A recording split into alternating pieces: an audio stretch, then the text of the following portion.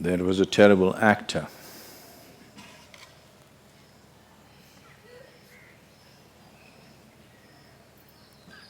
A truly lousy actor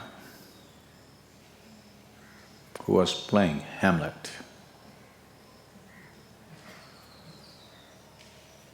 As the play went on, it got worse. When he came to the famous to be or not to be soliloquy, people started throwing things at him. They took their footwear and threw it. So he got off stage and said, "Well, folks, I didn't write this crap."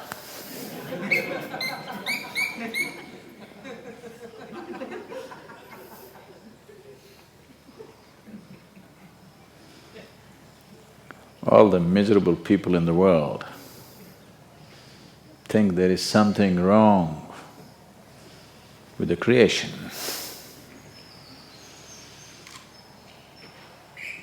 All the miserable people in the world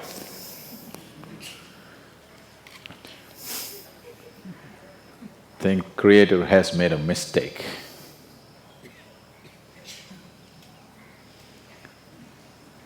To explain this mistake or to explain themselves into that mistake,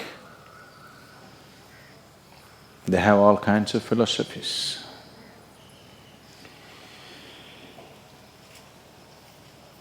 All the philosophies on the planet, if you put them together, all of them together do not have the beauty of a single leaf in this tree, but still it occupies people for a lifetime.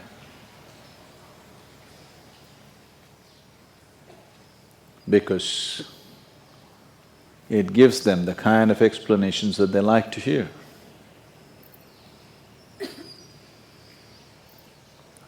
Philosophers are usually out-of-work men.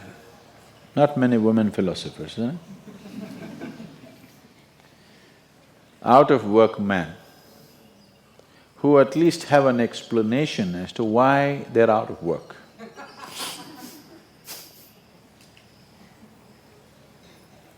So these out-of-work men who have nothing else to do or nothing else to create keep churning up philosophies. Anybody coming up with any kind of philosophy is sacrilege against creation. Nobody has any business even to generate a single thought when so much has been done. If you come here 1,000 lifetimes and 24 hours, if you pay attention, still you will not know a minuscule part of creation. When this kind of creation is here, anybody thinking of their own nonsense is absolute sacrilege. But socially, unfortunately, the world has reached a point where if you say something that nobody understands, most people believe you're being very intelligent. Intelligence is in being able to make people understand what they could not understand. Intelligence is not in what people knew perfectly well for ages, confused the hell out of them. That's not intelligence. But unfortunately, it passes off as being smart, being intelligent. People have fallen in love with words and lost the world. It's time to regain it. If you stand on the summit of the garbage heap of one's mind,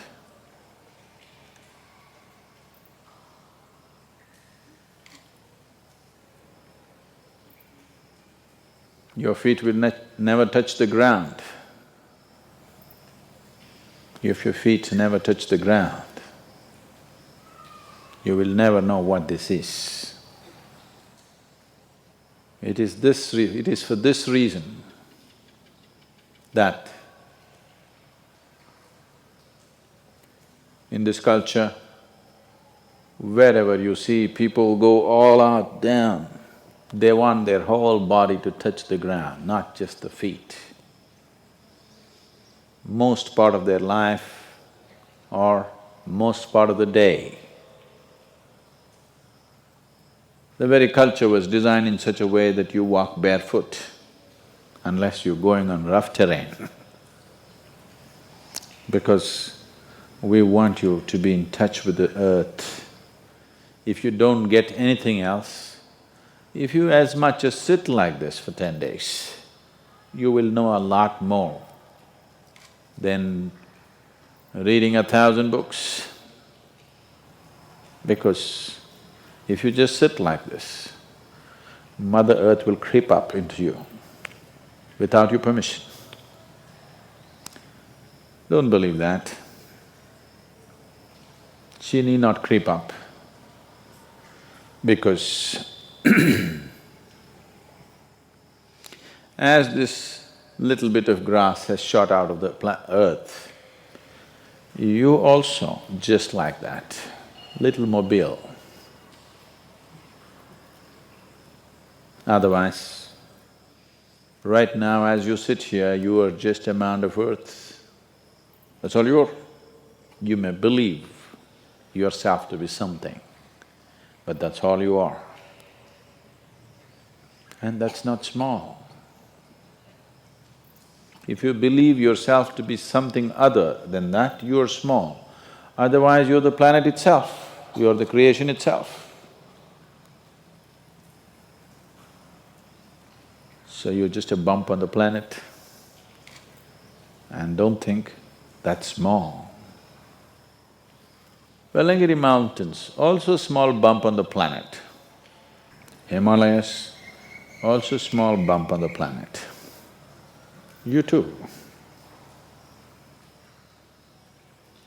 It's in being in touch with reality in every possible way that one will know, not by thinking of nonsense,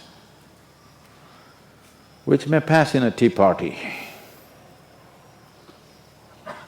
Existentially, it will not pass. It may pass with a bunch of fools that you've gathered around you in the form of society. It will not pass in the eyes of the Creator. If you do not pass in the eyes of the Creator,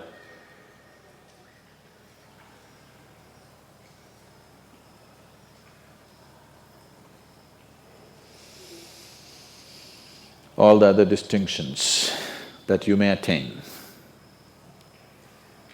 are just empty stuff. It will not stand by you. When the time to shed this coil, when the time to put earth back into earth comes, it will not stand by you, for sure.